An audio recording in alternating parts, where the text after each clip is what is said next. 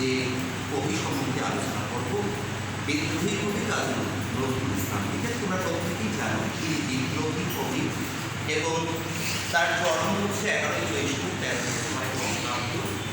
বর্ধমান জেলার চুরুলিয়া গ্রাম, অত্যন্ত গরিব পরিবার।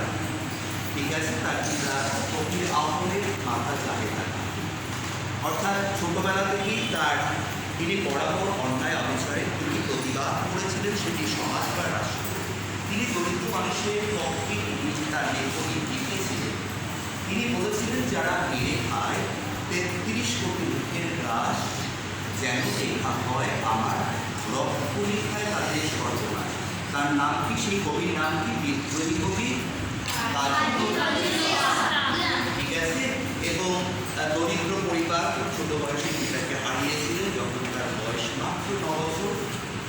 সে তারপরে তার পড়াশুনো হচ্ছে গিয়ে রানীগঞ্জ শিয়ারপুর স্কুল এবং বর্তমানে মাতৃস্কুলে।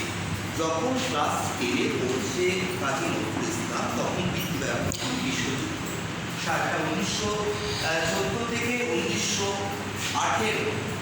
ঠিক আছে, তিনি বেঙ্গলি রেজিমেন্ট একজন সৈনিক হিসেবে সুতরাং যুদ্ধক্ষেত্রে চলে গেলেন। তিনি কিন্তু একজন কবি, লেখক, প্রাবন্ধিক, উপন্যাস, তিনি অনেক গান রচনা করেছেন, সঙ্গীত স্রষ্টা।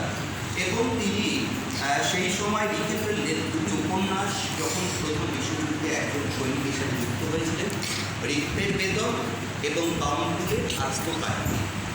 এবং কবি সর্বদাই কিন্তু অন্যায় অবিচারের প্রতিবাদ করেছিলেন। তার বন্ধু পত্রিকা প্রকাশিত হয়েছিল 1922 খ্রিস্টাব্দে। এবং সেই সময় কবি যে কবিতাটি প্রকাশ হয়েছিল মুসলিম ভারত পত্রিকায়, বিদ্রোহী কবিতা, সেখানে তিনি বলেছিলেন, আমি চির বিদ্রোহী, আমি বিশ্ব ছাড়ায় উঠিয়াছি একা, আমি চির উন্নতশীল। তার নাম হচ্ছে কবি, বিদ্রোহী কবি কাজী নজরুল ইসলাম। তার বহু লেখা রয়েছে।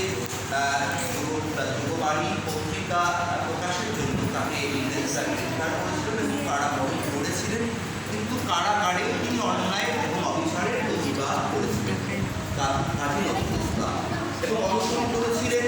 সেক্ষেত্রে কবিগুরুর অনুরোধে তিনি অনশন করেছিলেন এবং তার লেখা অগ্নিবীণা, বিষের বাসী, তরুণ সভা, ভাঙাগান, সর্বহারা, এগুলো প্রবন্ধ তিনি কাব্যগ্রন্থ প্রবন্ধ তিনি লিখেছিলেন।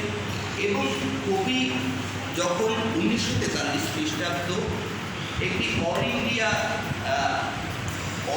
রেডিও একটি অনুষ্ঠানে তিনি যখন অনুষ্ঠান করছিলেন, তিনি হঠাৎই অজ্ঞান হয়ে গিয়েছিলেন, অর্থাৎ বাকরুদ্ধ, কথা বলতে পারছেন না। কবিকে নিয়ে অনেক চিকিৎসা করানো হয়েছিল। ঠিক আছে, সেক্ষেত্রে কিন্তু তাকে কোলের অবস্থায় ফেরানো সম্ভব হয়নি।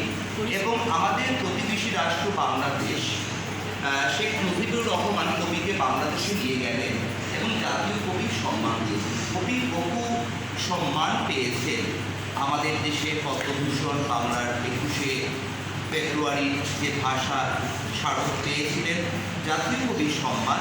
কিন্তু কবি 77 বছর বয়সে প্রয়াত হয়েছিলেন। সেটি হচ্ছে গিয়ে 12ই ভাদ্র 1383 বঙ্গাব্দ, ইংরেজি 29শে আগস্ট 1976 খ্রিস্টাব্দে। সুতরাং বিদ্রোহী কবি কাজী নজরুল ইসলাম সম্পর্কে যেটুকুনি বললাম, তোমরা কি কিছুটা বুঝতে পারলে? সুতরাং তিনি সর্বদা অন্যায় অবিচারের প্রতিবাদ করেছিলেন। তিনি কাজী নজরুল ইসলাম। তোমাদের এটুকুনি বিষয় বললাম এই কবি সম্পর্কে। আশা করি তোমরা বুঝতে পেরেছ।